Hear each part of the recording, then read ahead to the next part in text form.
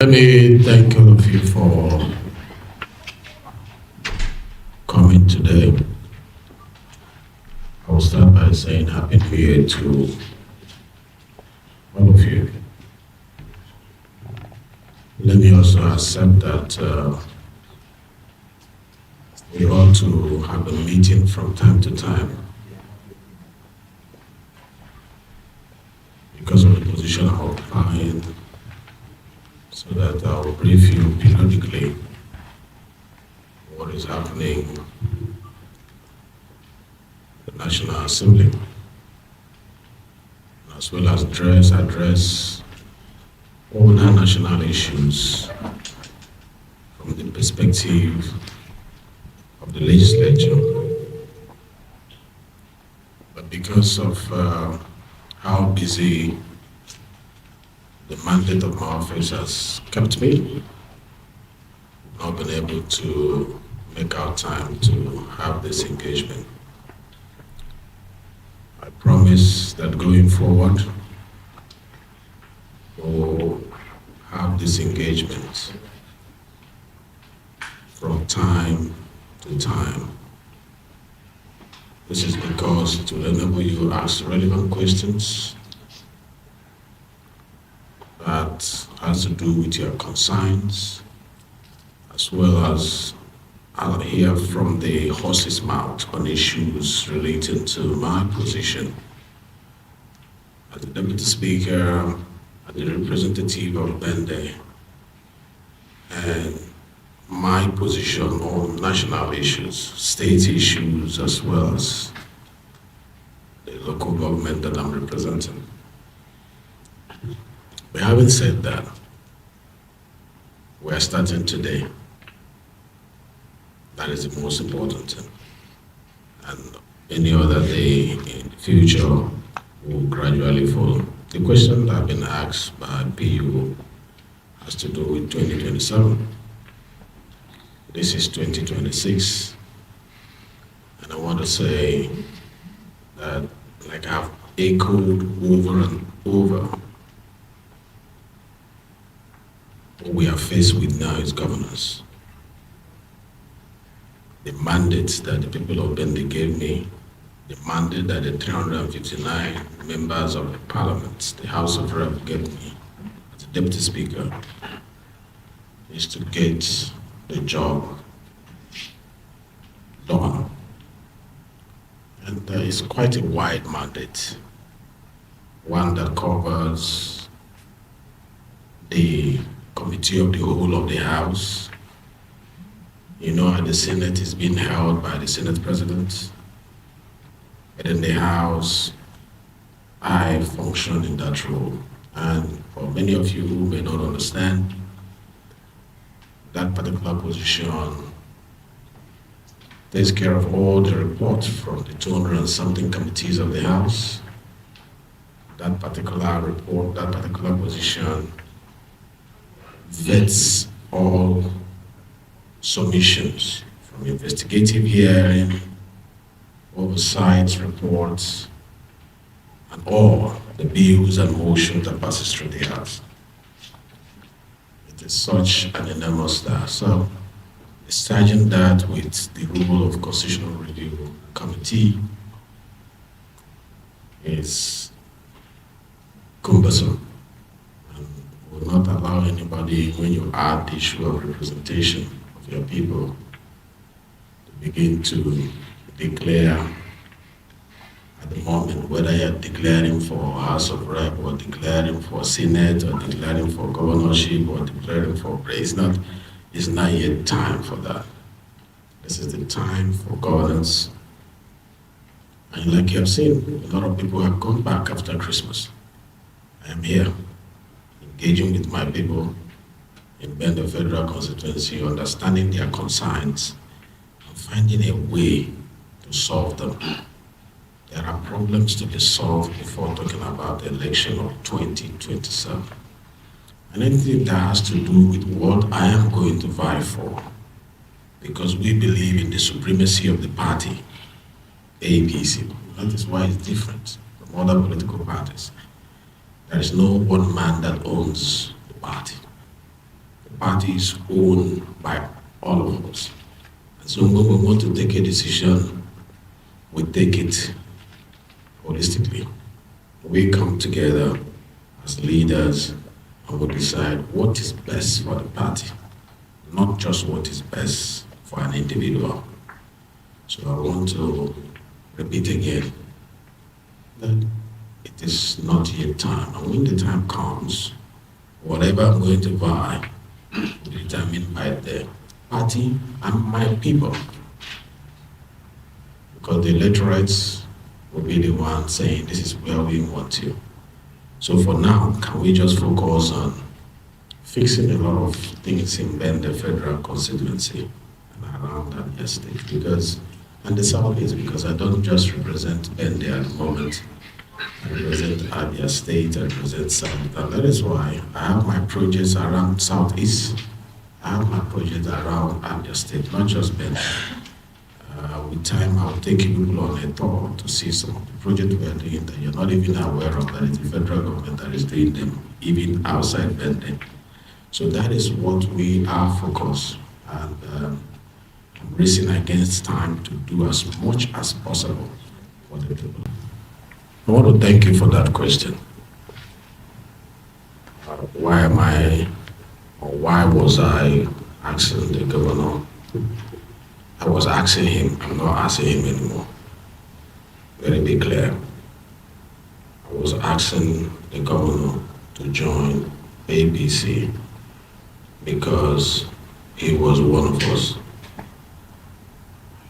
He was one of us. He was one of those that strengthened this party in this state. And I know, or I knew that his joining ABC will open more doors for Abia State, whether anybody likes it or not. You can debate it from here to the kingdom come. It's not because if he's in the opposition, he will not have access to the things he's doing, but there is collaboration in political movement. There is synergy in political movement. And I felt Abia was isolated when the likes of his brother governors sit down to push for anything that will benefit the Southeast, that the various states will benefit from. I felt that Abia would be left outside the door. And I said it would be good for him to come on board. And moreover, he's my friend. Many people don't know that he was my friend before politics. And he will remain my friend after politics. That's the truth. Governor Alex Oti, beyond all the things you read on social media, knows that my call for him to join APC was born out of sincerity of purpose. If Governor Oti had hearkened to that call, I don't think Abians will be disadvantaged by it. Moreover, what is wrong in a friend asking his friend, come, let's continue from where you start? What is wrong with that? And like you rightly pointed out, the pressure is there from different quarters. You are a possible person to run for this position against your friend. Why are you calling him to come? Because if he comes, you may not have the chance. And the truth remains that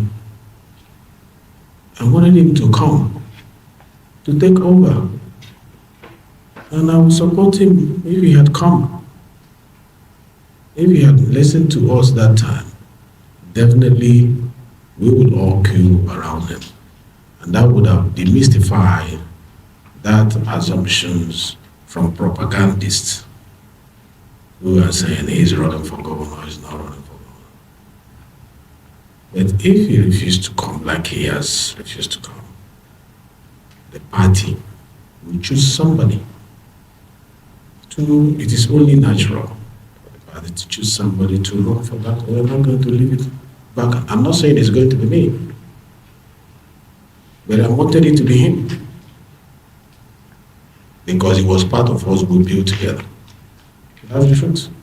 So when people go with the narratives that are even blocking from coming into the party, say, no, I've spoken to him privately, send him private messages, urge him to pray about it, because I meant well. And now we cannot extend that invitation forever. He's a man, he knows what he wants, he can take a decision. And I have nothing against whatever decision he has taken. Whatever he sees us do is, it's not personal, it's purely politics. So to answer your question, the time I invited him, I wouldn't have minded, him taking charge as the governor, because it's the culture of our party that any governor that comes in takes over.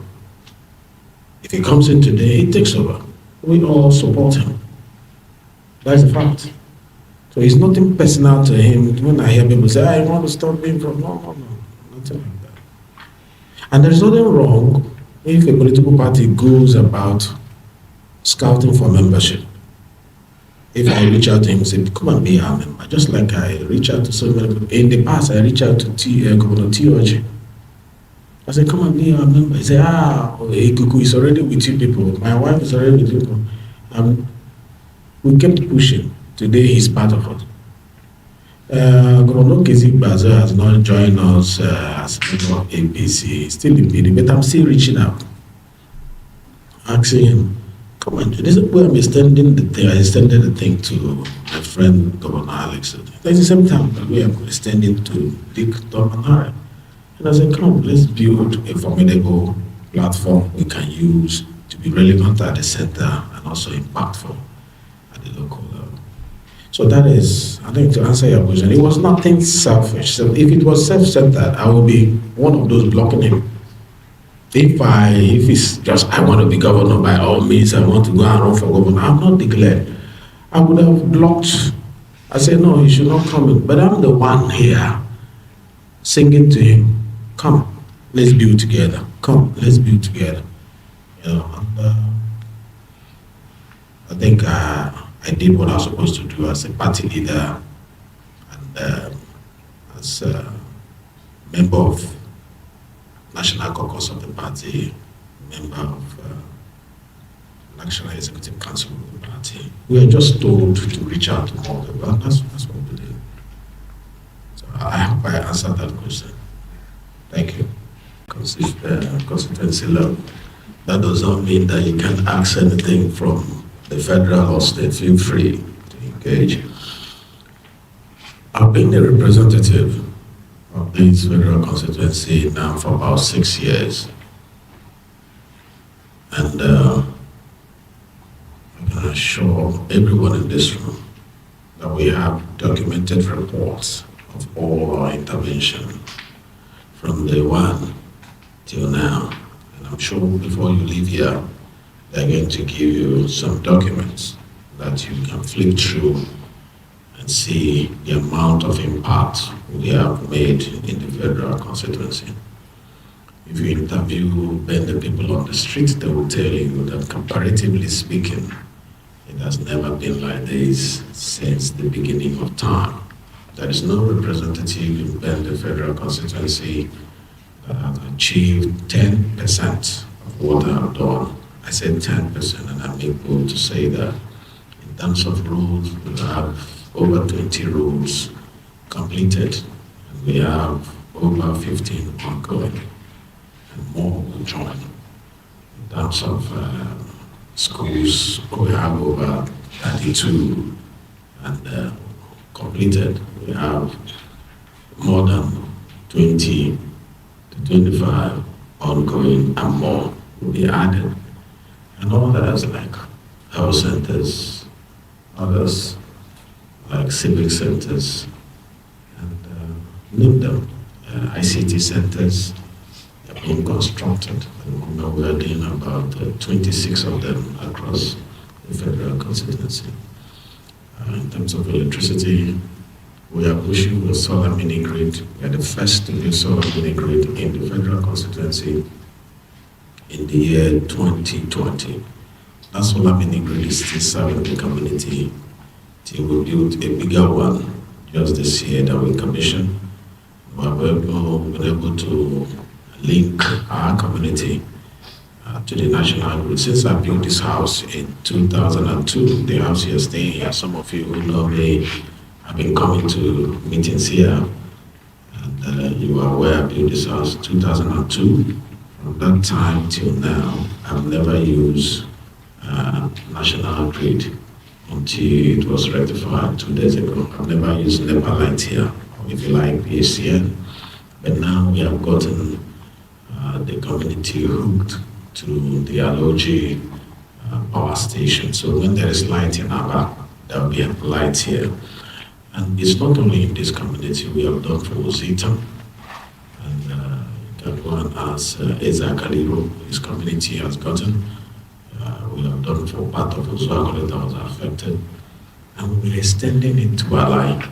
We are going to Item, we are going to Ibere, we are going to Itumboza. I was in Itumboza, and yesterday the team gathered here. I saw that they don't have light, and they requested for it.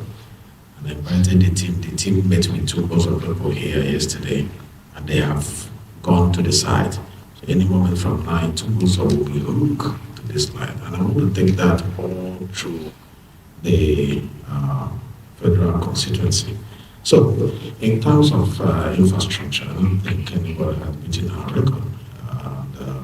Both ecological control, remember, and we made it back. They used to carry their cups on their head to cross the river because there was no bridge. I came, and it was one of the first motions I moved in 2019 when I got to the house.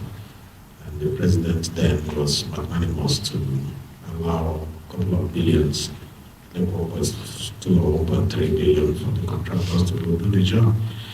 I don't think there is any member in that day that has brought a project of over $1 billion to there. And that does not mean that we have gotten there. You know, Bende is quite large. Bende is supposed to be 3 local governments. And it is before the parliament now. It's supposed to be Bende North, Bende South, Bende Central. I say so because on one side of Bende, you have Akwa Ibom. We border Akwa Ibom. And on the other side, you border Ebonyi State. It's quite large. You can't travel all through Bende in 2 hours. It's not possible. Or 3 hours, it's not possible. You want to run from Okezie all the way to Dalabo, you can't do it. You know, it's a very large local government. That is why whatever you bring gets swallowed, you know, within it. But we are making effort on Okezie side. We have done a lot there. The last 2 days I commissioned about 6 projects there. And one of the fundamental projects there was linking Abia State to Ebonyi State through a road. And when I went there to see the quality of road down there, you need to visit there. You'll see that people from Enugu, Ebonyi, I saw 20 or 30 vehicles using that road, and I asked them, where are you going? They said, we are going to Calabar. I said, you're passing through here to go to Calabar? They say, yes. They come out from there, they connect, and then before you know it, they are in the south side. So we are trying to link the communities within the southeast with one another to increase human traffic, business that comes with business and all the rest of that. So we'll keep making effort. Some of the projects ongoing are major road. Very soon, this road, the road to Maya, which has been used severally to talk about our efficiency or otherwise. It's a federal road that I've tried as much as possible to get the Minister of Works to discuss about it. And he told me it was one of the roles that they want to partner with Abia State government to do. Initially, I had attracted 10 billion naira for this road from Omaya down to Abia in the last budget.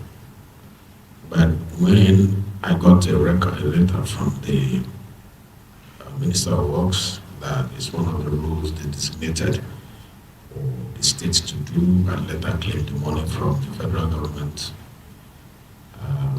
I've been monitoring to see when they are starting. So the 10 billion that we attracted for this road, we have to move it to a new road that I'm building that will connect Item to Boro. We're building a new road that will connect Item all the way to Boro. And but this year, if within this first quarter nothing happens on this road, I have to use another intervention to start doing it because it's embarrassing for me. I can't be waiting for federal government, Ministry of Works, whatever, on this road. Luckily enough, through FEMA, I've attracted also 1 billion naira from this Cook Fund, which is going to start a new intervention on this road. The work we want to do on this road is beyond FEMA.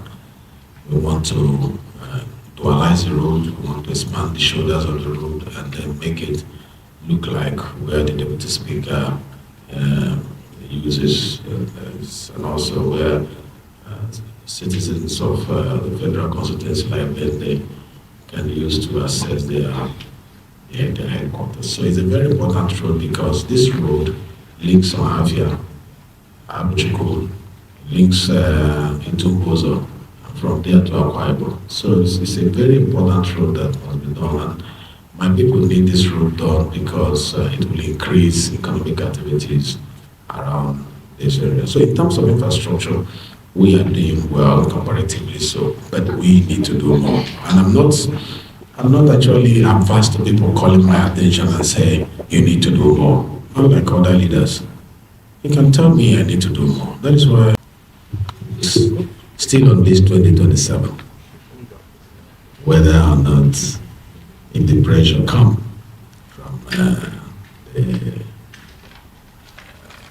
the people, my constituents, whether I will accept. Again, this is beyond my constituents. They called for me to be a governor. Should be a statewide call. So I can't be relying on what my constituents say. For House of Assembly, House of Senate, the constituent within the federal constituency is the direct district of Abia North can do that. But when it comes to the governorship of a state, I don't think it's the call of my constituency. Like I said, and I'll keep saying, and I know some people will not hear it because they will keep writing. Because they will keep writing. The one that will sell their newspaper. And you know what? I don't. Those who use my name to sell their newspapers or to blog or to, you know, it's what we paid for when we joined politics. You'll be called names. You'll be anything that you'll be called names. You'll be called names. You'll be given so many labels, but they don't define you. So if you're not ready for that, don't join politics. If you're ready for, you wake up in the morning, they tell you, they keep something and say, it's you that did it, even though you don't know anything about it. And everybody outside will believe it. If you're not ready for that, don't join politics. But the truth remains, my political party is supreme. And my political party doesn't take decisions based on emotions or sentiments. They take a well-researched decision. It is the call of the party. If they find me worthy for anything, is there anything in the country I'm not, at this level I am now, I can't run for any position. I can also decide I don't want to run for any position. I can decide I want to go to private life. I can decide I want to progress. So it shouldn't be a do or die. And all ambition doesn't end with being a governor. People should not, micromanage you in a way that the only ambition for me as a politician is just being a governor. No. It doesn't mean that the only way you can make impact is just to be a governor. No. There are other things, and I have the potentials for other things because I've prepared myself long before coming into politics. And I have second address. I can fit in for other things, even beyond being a governor. I can also be a governor if that is what my party wants at the moment and the people of Abia want at the moment. But to sound like it is a desperate move where there is no, I look beyond what others are looking at, and I don't want to be caged with what you get. There are some people who finish being governors, they want to be senators. So if it is the ultimate, they finish being governor, they want to be vice president. They finish being governor, they want to be president. So being governor is not the ultimate ambition in the life of any young politician like me. It's not the ultimate. There are so many layers of, opportunities, so I think we should focus on how to make Bende better, Abia better, Nigeria better. The position is just a tool towards getting that thing done for the citizens, not self-serving. Any day I look at the position just to serve myself, then I've lost it. I have no business being in politics if it is not to serve the people. Any day, it's only about serving me. I have no business being there. Some of you have been coming here. This is the same seat you've been sitting on since 2001, 2002. You've been coming to this house. It's only this flag here that is new. So if it is about self-serving in 6 years, there should be tremendous difference around it. But if you move around the community, you will hear stories about tremendous impact, and that is what political positions should be about, impact. Even when nobody is watching, impact, because it doesn't belong to you. The access you get through your political position is not for you, it's for the people. So at the end, we are going to be judged not by the noise we make on social media or newspapers or television, but by comparative analysis of impact that we made. And that comparative analysis will be with people who are like you. If I'm a House of Rep member, they will compare me against other people. If I'm a governor, they will compare me. If I'm a president, they will compare me. Today, they are comparing the Governor President Tinubu against late President Buhari. They're comparing him against Obasanjo. They will always compare him. He will be compared. How I'm being compared with those who have occupied this office before, both at the deputy speaker level, both as a House of Rep, you must be compared. So when that comparison is done, may we not be found wanting. Forget about what we say to people. But when the comparison is done with regards to commonwealth that you have access by virtue of the position given to you by the people, may we not be found wanting. We can speak well of ourselves, we can make it look like we are saints, we can make it look like we are angels. It doesn't matter. You know what matters? When comparative analysis of your socio-economic impact is measured against your colleagues, I would like to be compared. So everybody in government should be willing to be compared. If you are scored badly, by then the people who praise you, the people who clap for you, will be ashamed. But if you measure well, even when you are not there, like we are measuring governors who come to Abia State now with Mbakwe. Every governor that passed through Abia State has always been measured by what Mbakwe did. Every governor that passed through Imo State has been measured by what Mbakwe did. It's the fact. Every governor in the Southeast have always been measured by what Okpara did. It's the fact. You will be measured. I will be measured. Some of you who are aspiring to join politics, just remember, you will be measured. When nobody's there, when the clapping goes down, the scale speaks. When the noise on the internet goes down, the impact will have a voice. How loud will the voice of your impact be? When nobody is watching, ask yourself this question. And it's only when that answer is done with sincerity of purpose that you know how to guide their steps. And there's always a room. For me, if last time I was told to do more, and I'm doing more, I'm trying to do more. So when constituents ask you for more, don't get offended. Just embrace it and move in to do more because they elected you. It's their office, not your office. Thank you. There's a term that has been going on around Abia State. And I think it's all about propaganda.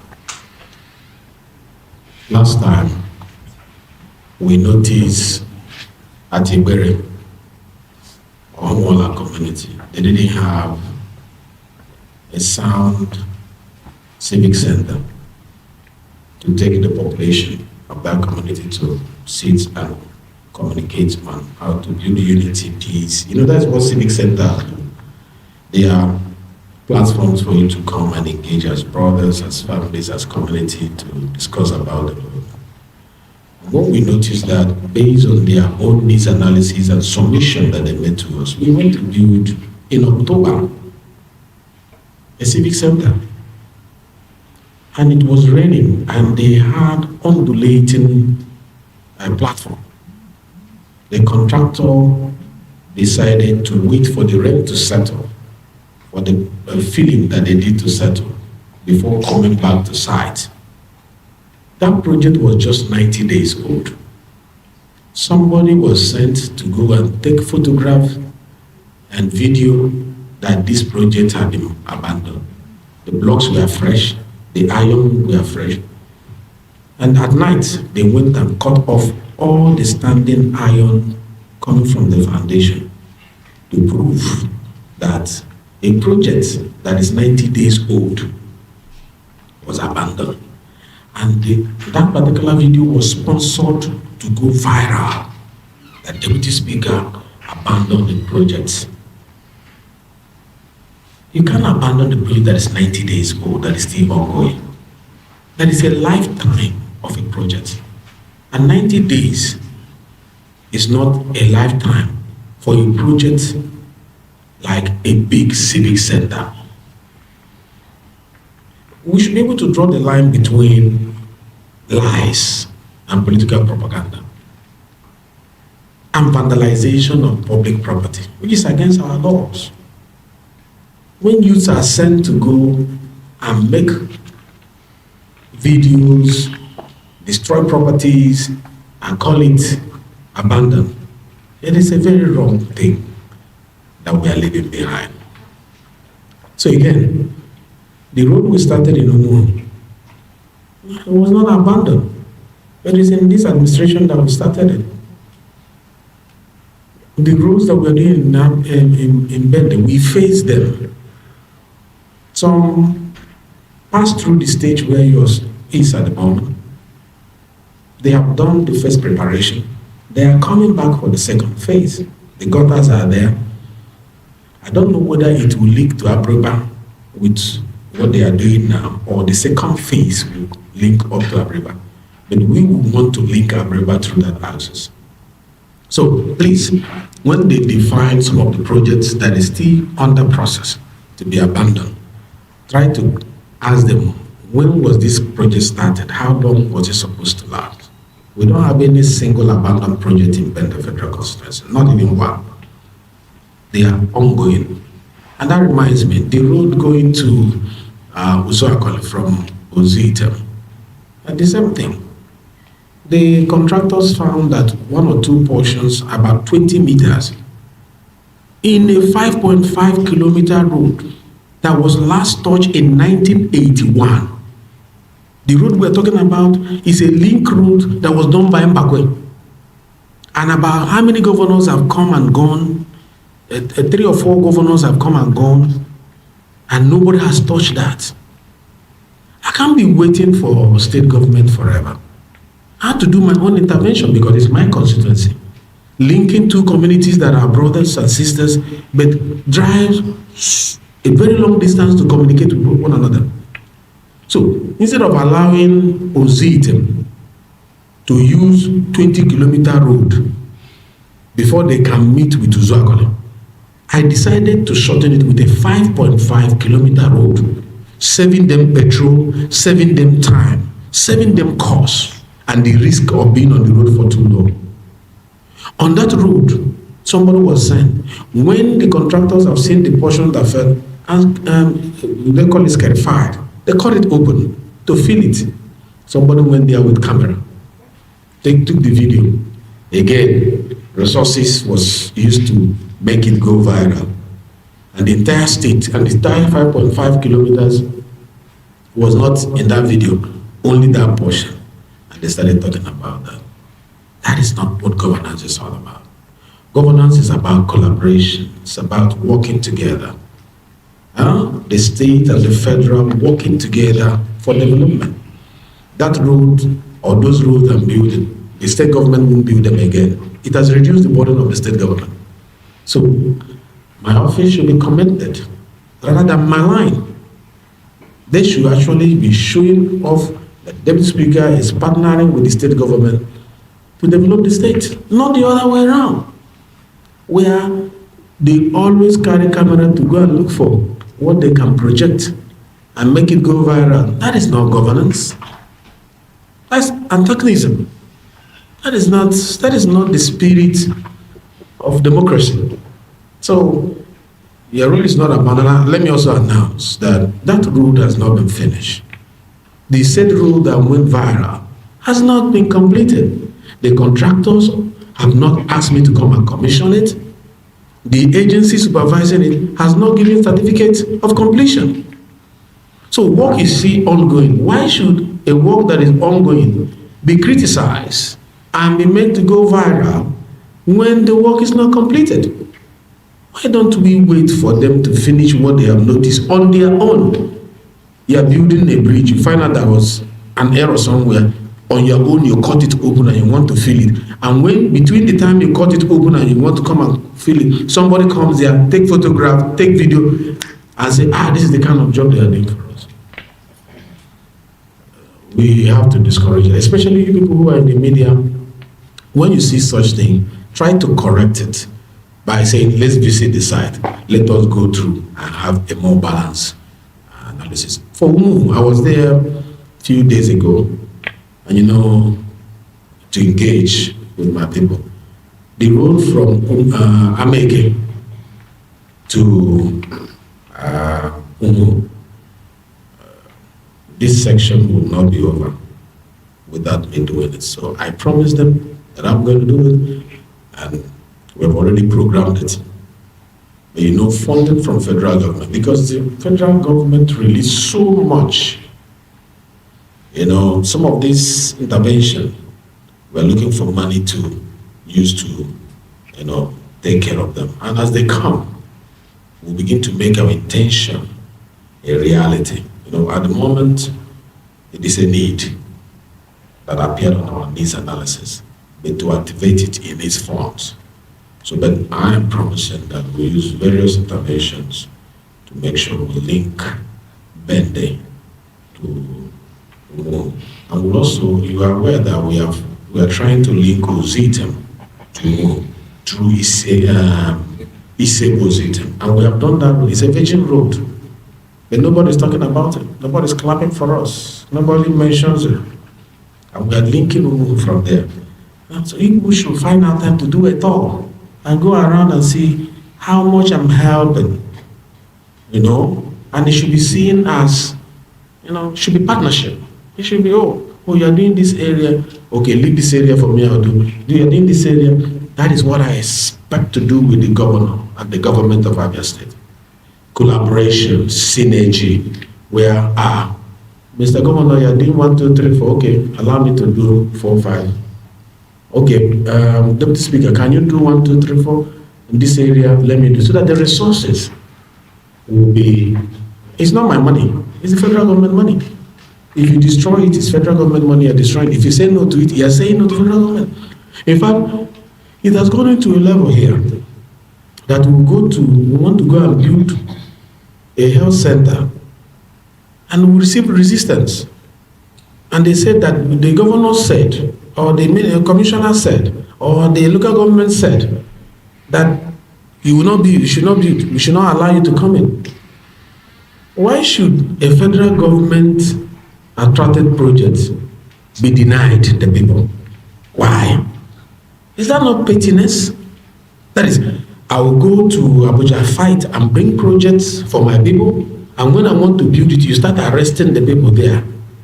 You start sending local government chairman, you see deputy chairman of local government insulting the deputy speaker who brought project. It ought not to be.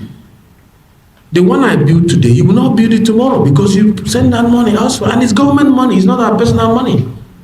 So I should push all the projects I've attracted for Abia State now to Anambra State, or push it to Imo State, or push it to Ebonyi State.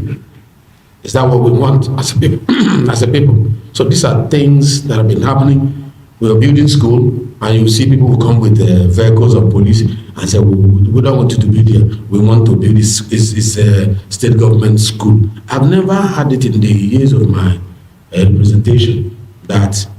Remember, I was a representative when PDP was in charge of the state. And PDP government never stopped me from building anything in any school. In fact, they clapped for us, they welcomed us. In fact, they called on us. The governor called me, what are you building for me? What are you going to build this year? What are the areas you're going to intervene? It's not a competition. It is dividends of democracy. We should not be struggling to make intervention that will benefit our people. So this is one of the things that we've been experiencing, and I think I should push it out there. I shouldn't be going to police, calling commissioner of police, IG of police because I want to do intervention. It has never happened in this state before. It has never happened. So, okay, you want to record that the deputy speaker did less, so that what will happen? So that you come and do it, or so that the people are denied and they clap for you, and then at the end of the day, people don't have access to hospital. People will die at home. So people who are supposed to have hospital in every 5 kilometers because of WHO requirement, SDGF requirement, every 5 kilometers there should be a hospital. Are you saying that you would deny me building a hospital because I know there's limited resources from the state, and then you deny me building the hospital and people can die at home? And then the students who are sitting on the floor should keep sitting on the floor in some of the local governments, in some of the communities, because you just don't want it to come from deputy speaker? And then the kids, do they know what you're talking about? They get sick while sitting on the floor. I should allow the floor to come and carry the building and it will fall on their head. I should not repair the school. It doesn't make sense. That is not, I've never experienced it like this before. So I am saying that it is important that we collaborate, we work together in synergy. It's government. We will all live here one day. And the more we attract now, the better. I will not be here forever. And no government stays forever. We'll come, we pact, we leave. So the space, and the space is so big enough for everybody to impact. If I'm building road A, you can go to road B. It's still a virgin road. If I'm building school A, there are still so many schools that you can build. But I'm also happy to sit with the state government and say, okay, this is what we're going to do. This is what we want. This is our infrastructural development plan. Okay, if you want to do X, Y, Z, let it fall into this particular area. I'm ready to do that. My own is collaboration. So it shouldn't be a competition. A House of Rep member should not be seen competing with his governor. No, and I'm not one of those that I give my governor the due respect. State government, because the governor is a governor. We don't have two governors. That's a fact. This December I showed my courtesy as a leader of my state. And I've always, he will tell you, I've always extended my courtesies to him. So I think people walking around him are trying to make some of these things. I don't think it's the governor that is doing it. I think there are people around that are ambitious, that want to just prove a point or two, and we ought to let them know that it's not really necessary. Who suffers at the end? The constituents. I should be allowed to work for my constituents. Collaboration in governance, I prefer collaboration. That collaboration between local government and state will enable you as governor to achieve more. So what you'll be doing most of the time is going to commission. Local government chairman will invite you as governor, you come and commission. and praise the local. That's what is happening in Lagos State. They will do project and invite you, go and commission. You go and commission. So you commission projects around the state, you'll be busy. But the major one that they cannot handle, you handle it. And the same thing, that same collaboration goes between you and the federal. Just like the state invite the federal to come and commission. From the money given to them, we'll push them down to... And you know why this is important? If we have autonomy, there'll be a lot of jobs created. These youths who are going into vices will have something doing. Some of the youths who are recruited to open pseudo accounts on social media for insulting politicians and for propaganda will have better job to do. The youths of Abia State, Southeast and Nigeria, they are better off than sitting somewhere creating 100 pseudo accounts to attack opposition. They are better than that. And the only way you can engage them is by creating a platform that will engage them meaningfully. I don't think a meaningful engagement for our youth is giving one person 10 tablets and say, use it. Once they say hello to me, I say hello back by 10. If they say no to me, attack them by 20. You're underdeveloping the youth. And why? Because there is no platform created to engage the youth. By the time the local government start building cottage industries, repairing those, and those youths are bringing sand and stone, and they are learning bricklaying work, they are building hospitals, they are building schools. They don't have time to be on the internet looking for elders to insult. So at the end of the day, we create deviants when we hand over tablets to young people to sit at home, earn money at the end of the month based on how many insults they give to opposition. We are creating monsters, deviants that will end up fighting us later on. And that's the fact. These youths should pitch themselves and know that that will not last forever, and ask for their local government to begin to build structures that will accommodate them and that they can grow, that is sustainable. So this is what I have to say with regards to that. The second question was what again? For PISP. Not PISP. The president handing over power to an Igbo man. I don't know what you mean by president handing over power to Igbo man. The president is a Democrat. President is a Democrat. President is not in the power of the president to hand over power to anybody. It's the Nigerians that decide who power goes to. And that is why I have always asked our people, the Igbo people, extend your handshake across the Niger. Embrace other sections of this country. Stop talking down on the Hausas and the Fulanis and the Yorubas and the Efiks and the Bibios. Stop talking down on people. The loudest on social media are the Igbos. And what are they saying? Insults, pulling down, castigating, fighting. It's not supposed to be so. We should embrace one another. We should relate with one another. We should partner with one another. That is what national cohesion is all about. And that is the truth. So I encourage, like now, the power is in the southern political corridor. The man who is in charge is from the southern political corridor. This is the time to solidify. This is the time to shake hands with the Southwest family, so that when the time comes and we need a handshake, they will reciprocate. But if we stay here and throw stones from morning till night, they are watching. When it is your time, they will partner with those who have partnered with them. It's all about partnership. Who are we partnering with as Igbos now? Because the Igbos alone cannot make themselves president. Buhari tried it, bless his soul. He felt that the North can give him presidency. He tried so many times, he couldn't do it. It was when he shook hands across to another region, it was possible. Can we forget the past and begin to reach out? Can we embrace other parts politically? I'm not talking about business. Business, we do business with every part of Nigeria. We comes back and is done with his service. Because we are all asking that the president comes back and finish what he has started, because he is doing well. globally acknowledged. The indices that are there, World Bank and all the global agencies, they know that we are, it's tough, but we're marching towards the right direction. The foundation he has laid, we want him to finish it so that anybody coming aboard will carry it from there. And the person who is going to replace him will be decided by Nigerians.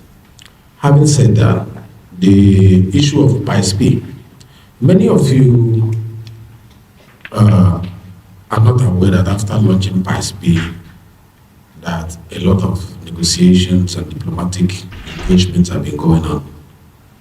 If I ask you now, how many Operation Crocodile, Operation Lion, Operation Inkweke that led to shooting of people and killing of people around the southeast, how many has been happening after we launched PISP? We have gone on there through what we call the peace ambassadors to reach out to stakeholders, both in the military, both in the police, from the top echelon. We made the military go out preaching to the battalions and all their commands that non-kinetic approach is the best approach. We projected the non-kinetic approach. We said gun and bullets will not solve our problem. And it's all about sitting and talking. Let me also tell you, even those who are agitating, we reach out to them privately, not announcing it on the pages of this photo, and showing them what alternative ways of getting what you're agitating for without burning police buildings, burning hospitals, burning how many burning has taken place in the recent past. So when you measure the outcome of what we have laid down, look at the question. Is South is more peaceful now than it was before? And if you answer yes, then the work is going on and beyond the surface. If you answer that question no, then you are not being real. Look around Southeast, it's more peaceful. The peace in Southeast project is not a campaign project. It's not what you stand, it's not political, it's strategic. That is why people like National Security Advisor, NSA's office is involved. The DGDSS is involved. The IGP of police is involved. National Intelligence and Security is involved. It's not what you come and dance on podium. We have launched it, we went into work. And all the stakeholders I mentioned to you are working with us. And Southeast is calmer than it used to be. And that is not to say it's only peace in Southeast that did it. No, the governors have also done a lot. So it's a synergy, like I've told you, collaboration. We've been doing, and the place is getting more calm, more calm, more calm. And that is it. What is the third question again? I think that's the last question. Beautiful, beautiful questions. Thank you for raising some of these issues. Yes.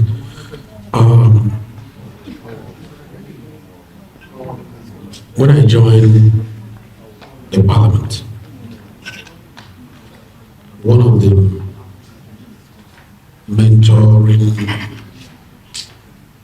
mentorship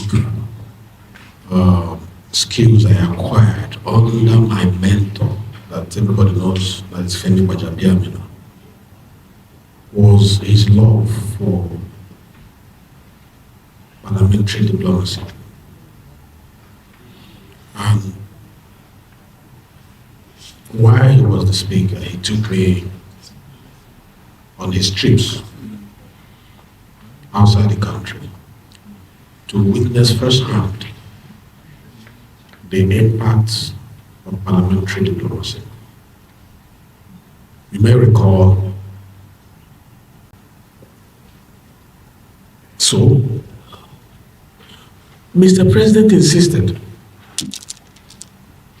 that charity must begin at home.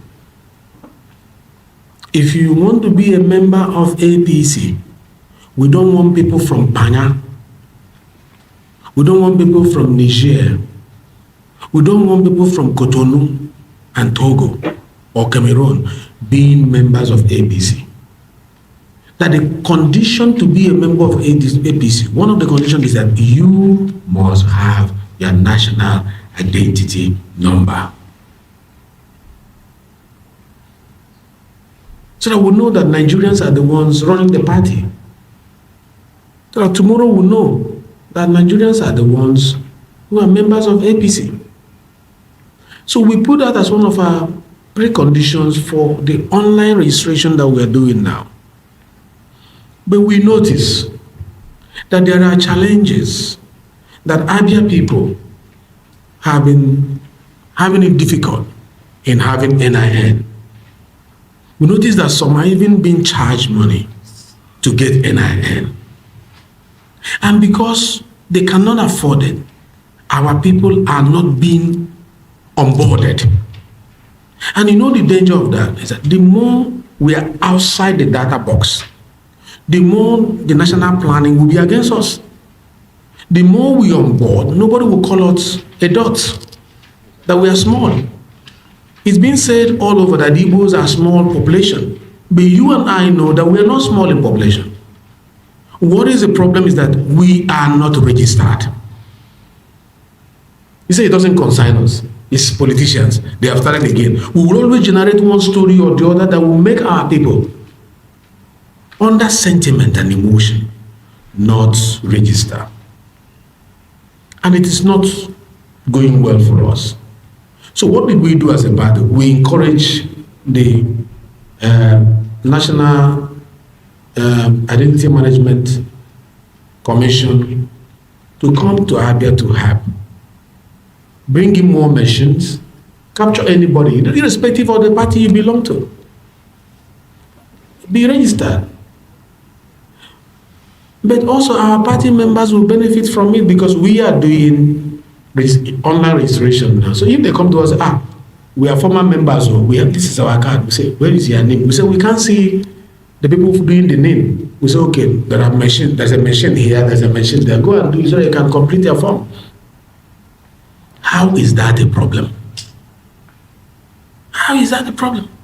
People are now paid, content developers are now paid to develop content and start insulting the president, insulting the political office holders, including myself, calling us criminals for bringing free of charge what you were paying for to do before for you to be identified as a Nigerian. That's the primary thing. It ought not to be so. We are shortchanging ourselves if we fail to register with NIMC. If we fail to register for NIN, we will not be counted. So I want to push it out there that what the party is doing, just like every other party have done their registration exercise, we are doing registration exercise. And we're not buying anybody's voters register because there is no election tomorrow, for goodness sake. We're saying only Nigerians should be the members of our party. So when you share those narratives, please explain to them. Go and register, have your NIM. If you're a member of APC, we'll need that for our registration. If you're not a member of APC, keep it. You need it for your school, you need it for your work, you need it for your bank. And all we have done is to pay for them to come down here and help you. Nobody's charging anybody anything. So I needed to push this out there so that people will know how to correct those narratives, which are wrong narratives outside there. Thank you very much, and God bless you.